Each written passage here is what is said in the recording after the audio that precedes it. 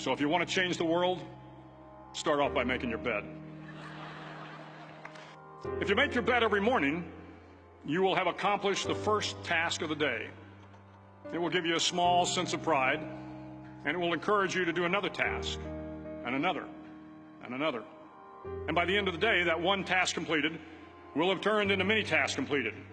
Making your bed will also reinforce the fact that the little things in life matter. If you can't do the little things right, you'll never be able to do the big things right. And if by chance you have a miserable day, you will come home to a bed that is made, that you made. And a made bed gives you encouragement that tomorrow will be better. To pass SEAL training, there are a series of long swims that must be completed. One is the night swim. Before the swim, the instructors joyfully brief the students on all the species of sharks that inhabit the waters off San Clemente. They assure you, however, that no student has ever been eaten by a shark, at least not that they can remember. But you are also taught that if a shark begins to circle your position, stand your ground. Do not swim away. Do not act afraid. And if the shark, hungry for a midnight snack, darts towards you, then summons up all your strength and punch him in the snout, and he will turn and swim away. There are a lot of sharks in the world. If you hope to complete the swim, you will have to deal with them. So if you want to change the world, don't back down from the sharks.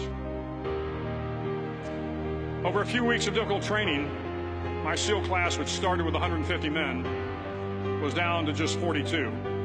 There were now 6 boat crews of 7 men each.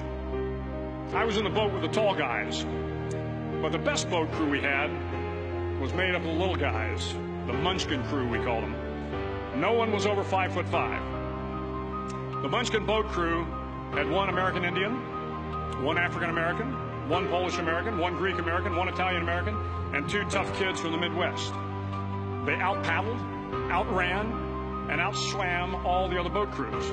The big men in the other boat crews would always make good-natured fun of the tiny little flippers the Munchkins put on their tiny little feet prior to every swim. But somehow these little guys from every corner of the nation and the world always had the last laugh, swimming faster than everyone and reaching the shore long before the rest of us. SEAL training was a great equalizer. Nothing mattered but your will to succeed, not your color, not your ethnic background, not your education, not your social status. If you want to change the world, measure a person by the size of their heart, not by the size of their flippers. The 9th week of training is referred to as Hell Week. It is 6 days of no sleep, constant physical and mental harassment, and 1 special day at the Mud Flats. The Mud Flats are an area between San Diego and Tijuana where the water runs off and creates the Tijuana Sloughs, a swampy patch of terrain where the mud will engulf you. It is on Wednesday of Hell Week that you paddle down to the Mud Flats and spend the next 15 hours trying to survive this freezing cold, the howling wind, and the incessant pressure to quit from the instructors.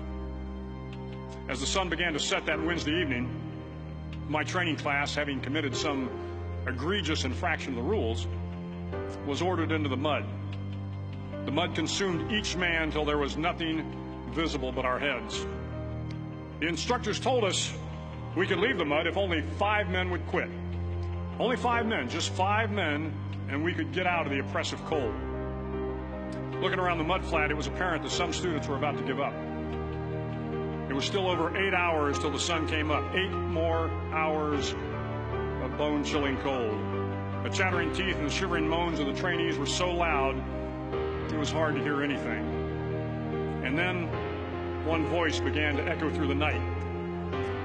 One voice raised in song. The song was terribly out of tune, but sung with great enthusiasm.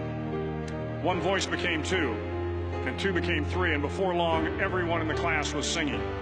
The instructors threatened us with more time in the mud if we kept up the singing, but the singing persisted, and somehow the mud seemed a little warmer, and the wind a little tamer, and the dawn not so far away. If I have learned anything in my time traveling the world, it is the power of hope. The power of one person, a Washington, a Lincoln, King, Mandela, and even a young girl from Pakistan, Malala. One person can change the world by giving people hope. So if you want to change the world, start each day with a task completed. Find someone to help you through life. Respect everyone. Know that life is not fair and that you will fail often. But if you take some risks, step up when the times are the toughest, face down the bullies, lift up the downtrodden, and never, ever give up. If you do these things, the next generation and the generations that follow will live in a world far better than the one we have today. And what started here will indeed have changed the world for the better.